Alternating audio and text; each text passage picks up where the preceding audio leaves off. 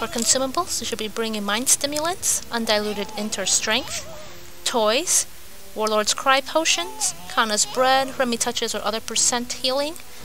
For the Warlord's Cry and the percent healing, you can also buy them in the dungeon. The Oculus has 4 floors. From basement 1 to basement 3, it's a 3-row by 5-column grid. And you're looking for objectives, and the best path to take is to take the middle row. On each floor there's going to be 0 to 2 mini-bosses. There's going to be a floor boss, that's either Louise or Roseberry, and there will be stairs. So, right now we are looking for one of the objectives. It's best to go fight the mini-bosses before fighting a floor boss, because there are 2 mini-bosses that will buff everything on the floor, including the trash mobs and the other mini-boss if there is one, and of course the floor boss. To save on life tokens, if a party member is dead, they will get a free revive when you move down to the next floor. When you start in the Oculus, you only have 2 life tokens that is shared by the party for the entire run. This mini-boss, Volcano Spider, reminds me of the StarCraft Brood Wars Lurker unit. It has a jump attack. It can bury into the ground and plant the volcano on its belly. And of course it can shoot out spikes around it. Now the volcano is actually pretty tough to kill. It has a lot of HP. And so if you wait long enough they will erupt and it will hurt. So don't let them erupt.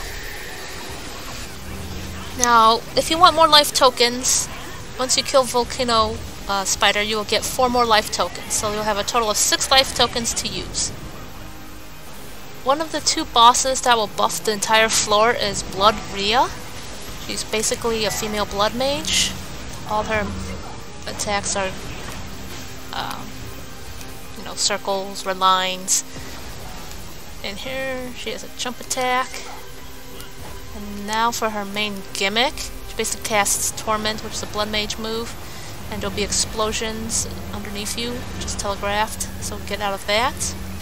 And once you beat her up, it will remove the buff, and you will actually get to see objectives on the floor if you haven't beaten the other reinforcement boss. The other reinforcement boss is Nerolotte, who is a female Dimension Walker that focuses on the Eldritch Horrors part of the Dimension Walker moves. So she kind of zips around, have some parasite swarms. She also can summon her own Cthulhu. All those tentacles, watch out! And of course, she also steals the ugly Eldritch Horror Monster of Doom, and the explosion spawns lingering tentacles as well, so watch out for that when you're DPSing her. So once she dies, the buff will be gone and you can actually see the map. And the final mini-boss is the worm Tria Celebrum. It has 3 mouths, that's why it's 3. It can spit out poison puddles, which actually hurt, and it will poison you if you stand in it. Use a toy to grip the poison. It has the trio breath of poison and fire, and it will also make rocks fall from the sky. And then the main head will spit fire explosions. And then it digs around the ground. And that's all its moves, that's all it does. So kill it. Once you kill it, you free the merchant. And once the merchant out, you can buy potions. Now the potions will be the ones I've been talking about, the percent HP potion, a better Warlord's Cry potion. You'll also see an attack speed potion, a jump strength potion, a cast speed, or a movement speed one. And then the Unknown Dust takes away 2% of the purple ritual bar in the upper right. One of the 2 optional bosses is Hellcat Louise. She's a female brawler, so hopefully you brought your toys to deal with the poison, because there will be lots of poisoning happening here. Just punches and kicks, they all really hurt. And she has a bunch of moves as well. Here's the first one. Knockback and mine nets, explosions. There's another one. This one will trap 2 party members in bubbles. If you're slow on freeing them, or don't free them in time, they will die. Here I was a bit slow, and poison bubbles erupt around them, and they died. So when you see that, the first thing you do should be freeing your party members. So here I'm faster to show that there will be no bubbles killing my party members. Now this move over here, watch your feet, you'll have mines. If you are like an F-spit and can double jump above the screen fast enough, or get up high enough, you can avoid the explosion. Here's the purple screen. It'll mark one person with like an X or a circle, and bubbles will target them. So keep moving, avoid your party members and don't kill them. Here she kind of teleports here and leaves a lingering bubble of poison, or cloud of poison. Ignore that. And here, let's talk about the syringe. At 90%, a party member will get a syringe. If you use it at the wrong timing, nothing will happen, as we just showed. So, if you mess that up, you have another chance at 40%. So, the way to use the syringe, you have to press tab when she has like that purple, growing purple circle that above her, like here. Press tab. There we go. Groggy. 10 seconds. DPS time. And once she is dead, the purple bar in the upper right, the ritual bar, will be reduced by 20%. Plus you don't have to deal with Berserk Soryun. The other optional boss is Roseberry. He's basically the Indra. If he flashes open the sky and you see spiral energy, he'll have flames erupt around him in circles. To time yourself and get in. And if he slashes and does the ice sword, it'll have like 6 portals get next to him. Now here I show the better way of getting through the circle path. So I have fast movement skills like teleport and get in. Now sometimes he'll fake you out with the portal and the ice wave. That'll be the 6 portals, but it's just big ice waves. Now if he slashes the sky and it's really thin and this pattern comes out, stand in the dark. You don't want to get hit by lightning. And here, if you have holders and they overhold, you'll notice all these little eyes in the background and these white circles. If you hold them, overhold them so much, and keep holding them, they'll all explode. So, don't overhold them. Here's his main gimmick. It's also his like main groggy. If you're outside of the circle, you'll get zapped by lightning. So if you go in the circle, you won't. And you should be doing about 35% of his health here to stop the wipe mechanic. So here we go. Let's do it properly this time. Now after you break this phase, he will not be kind of groggy. I mean, he won't be like a sandbag. So do about 35%. This party wipe mechanic will stop and you'll continue doing what he does. So basically finish him off, and once you finish him off, another 20% of the ritual bar will be removed, and you don't have to deal with Berserk Soryun. And for the mandatory floor boss, we have Soryun. You must beat her to get to Prophet Ezra on the 4th floor. So you have slash attacks, which hurt, dash line attack, dashings, which also hurt. And here's one of the gimmicks. One buddy will be marked, everybody else move to the other side. The person should turn the slashes away. There's another one. Pool, so they have some suction. It's not completely strong, but don't stand in the puddles. And here's another one. The souls, be behind her so they can't get back. If you're in front of her, just move back further away. They don't have much reach.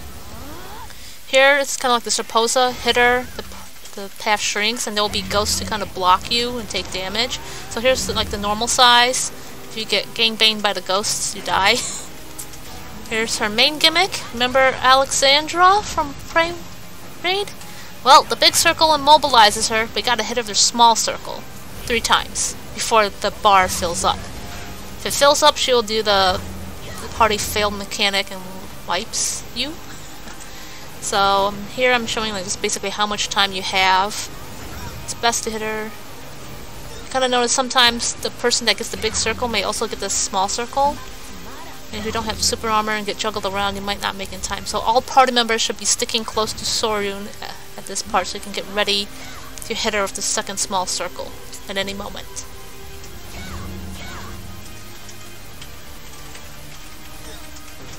Alright, here we go. We failed. Here's the fail gimmick. I actually survived this because I got knocked, and if you quick rebound, you'll survive. Here we go, success! It's groggy. So this is where you kill her and you can move on to the next floor. It will not take away any of the ritual bar.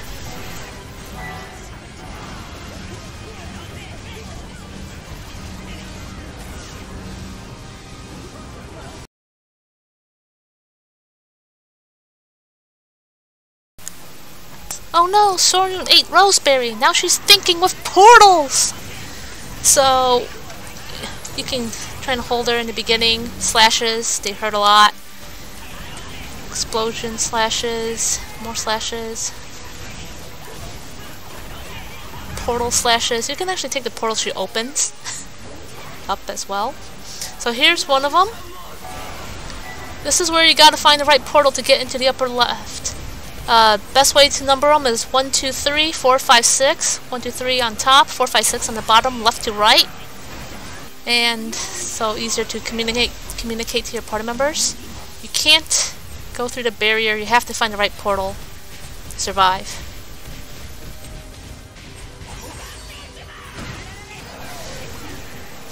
Here's another one. This is basically, if you land on the ground, there will be a circle. It will hurt your party members who are in there. The main idea is to get close to Soryun and not knocked into those portals.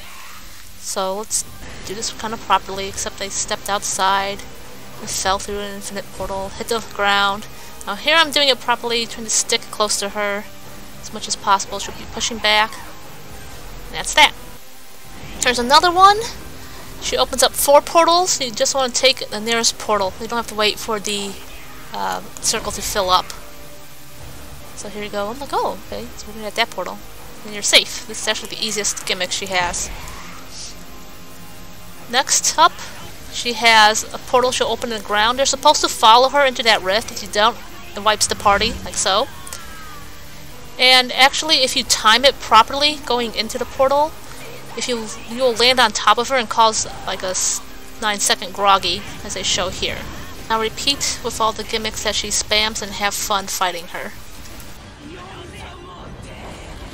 Oh no, Soryun ate Louise and now became toxic! Now she'll start the fight with that move. If you get hit by it, it's like a huge cone that she's facing. You'll get held. And if everybody's held, you're helpless and just watch yourselves die. It's kind of sad, I know.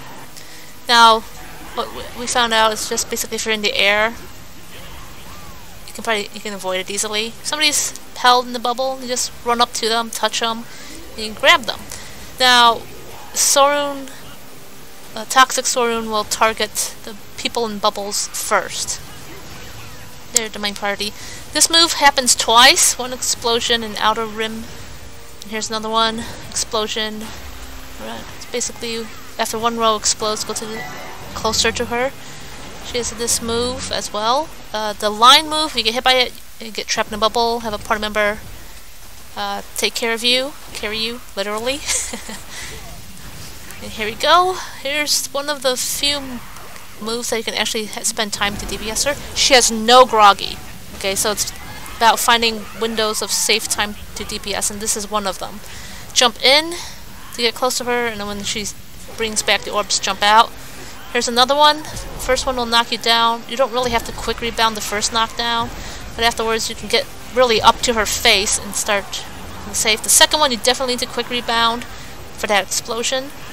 And then you can have a little bit of groggy time, or not groggy, but like DPS time. If you have a holder, you can extend that. So here I'm trying to show like opportunities of finding time to DPS because she's constantly spamming attacks and gimmicks. It's really hard to find it, and that's why she's actually the hardest boss in this game. So don't do Berserk Soryuns, okay guys? Especially this one. About finding safe time to DPS, and if you have holders, they can help create those safe times to DPS. But it's really, literally like 3 seconds or less. Like, oh, holds, yes, holds, yes! Oh, she's still being held, okay. And here we go. Oh, I'm like, oh good, DPS time, but I jumped in too early and I got bubbled. So yes, actually wait for the bubbles. Like, oh, I'm free. Oh, I frame this. That's it. Have fun fighting her.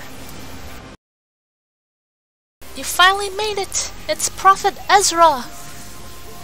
You guys should move during this cutscene. And he kind of teleports, punches. This move, the flame rings will get bigger with the meteorites, so give them a bigger space. Here, the stand still, he kind of punches. The cone attack, once the cone attack happens, it becomes safe ground to craters. You want to be in the crater. And here, this one, you want to get into a light. Everybody in a different light. If two people try to get in the same light, it'll push both people back, and you'll die. This is an actual wipe here. Now, here is another one, the growing circle. Everybody's in the circle. Stay in the circle. They'll try and punch you or slap you out of the circle. So if you slap them back at the right time, you can cause a groggy like this. It's a 6-second groggy or so. But if you don't get the groggy, don't worry about it, because it's kind of hard if there's lag or desync. Here, he'll send a clone to slap you. Dodge it. My client lagged there, so I didn't really get to see it. Here we go. The cone. Pay attention to where the craters are, because I noticed there's a row missing, and there's actually fire that spews out.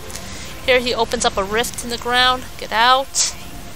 And finally, he'll do a pushback and a light barrier. Everybody into light or die. And this is actually a good time to DPS him, because he's sitting there. Silence, he'll do explosions around him. And now his main gimmick, the screen goes black, he summons 4 clones. The upper left clone has a pattern of 3 purples and 1 red. You want to hit after the red disappears. And this one is the easiest one to do, because once you hit that red, it's instant clear. Bottom left, I don't really know the pattern, but basically hit it after the red. I think the pattern slightly changes after each success. The bottom ones are actually the harder ones. So let's knock them out with a circle. Here we go again. Trying to hit it afterwards. Each character's auto attack's a bit different, so it's about finding your character's auto attack. Slowly inching them towards the... You have to knock them out of the circle. That's what we're trying to do here. And you want to do this before the bar at the bottom fills up. The upper right is 3 red, 1 purple. And I got too greedy, hit the purple. If you hit the purple, it kind of does that. Take some damage.